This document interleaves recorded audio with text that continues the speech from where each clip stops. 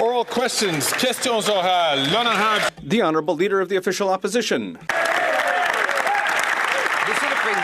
Mr. Speaker, who could be against the following motion that given that for 9 years the government has doubled housing costs, taxed food, punished work, unleashed crime, and is the most centralizing government in Canadian history, the House has lost confidence in the government and offers Canadians the option to axe the tax, build the homes, fix the budget, and stop the crime. The Honourable Minister of Public Services and Procurement. Thank you, Mr. Speaker. The Conservative leader has a major problem. He claims to be the greatest expert in the world on monetary policy, but he didn't even read the beginning of the first chapter of Economics 101, which says that the basic rule to avoid inflation and to have the central bank reduce inflation is to not interfere with the central bank. When is he going to apologize for being both an expert and the most incompetent of all the monetarists in the world? The Honourable Leader of the Opposition. Well, at least someone over there thinks about monetary policy. Mr. Speaker, who could be against the following motion? That, given that, after 9 years, the government has doubled housing costs, taxed food, punished work, unleashed crime, and is the most centralizing government in Canadian history, the House has lost confidence in the government and offers Canadians the option to axe the tax, build the homes, fix the budget, and stop the crime. The Honourable Leader of the Government in the House of Commons. Thank you, Mr. Speaker. There's a very simple answer to his question as to who's opposed to that motion. Canadians. The Honourable Leader of the Opposition. Ago, I asked the government who could be against a motion pointing out that this government's doubled housing costs, taxed food, punished work, and unleashed crime to give Canadians the chance to axe the tax, build the homes, fix the budget, and stop the crime. And she said, Canadians are against all of those things. If that's the case, then why won't she let them decide in a carbon tax election now? The Honourable Leader of the Government in the House of Commons.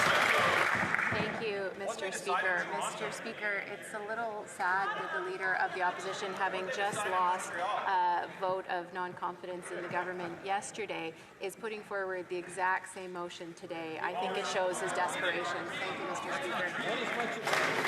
The Honourable Leader of the Opposition. No, in fact, the motion specifically demonstrates that this government, this NDP Liberal government, has doubled housing costs. I found it interesting that the NDP has now discovered that they doubled housing costs. A second ago, a Montreal MP stood up to point to a young woman, Pascal, who can no longer afford to rent, much less to own, after housing costs have tripled in that city. When I was housing minister, rent was $700 in Montreal, and we built almost 200,000 units. Mr. Speaker, why can't the NDP put their actions where their words are and vote for a carbon tax? The Honourable Parliamentary Secretary to the Minister of Housing, Infrastructure and Communities.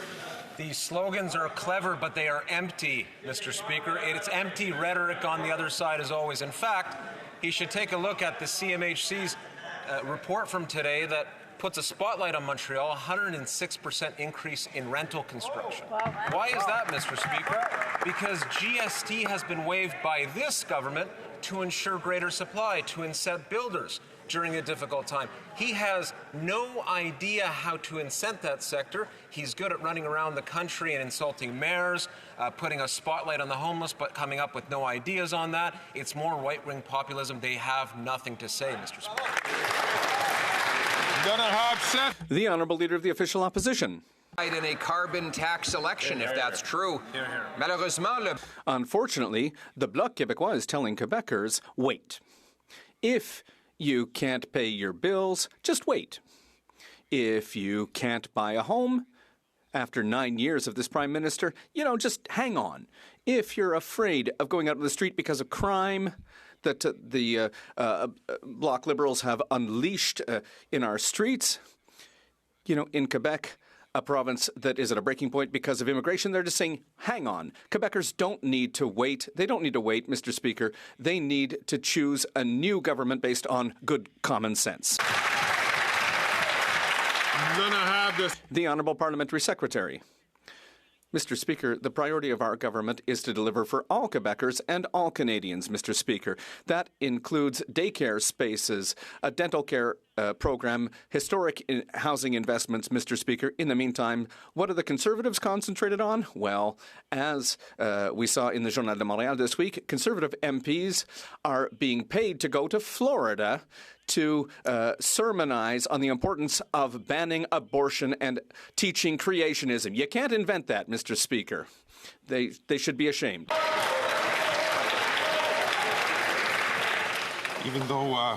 Even though members are not recognized on the floor and they shouldn't be speaking on the floor, I always invite them to be very mindful of the accusations that they make to other members.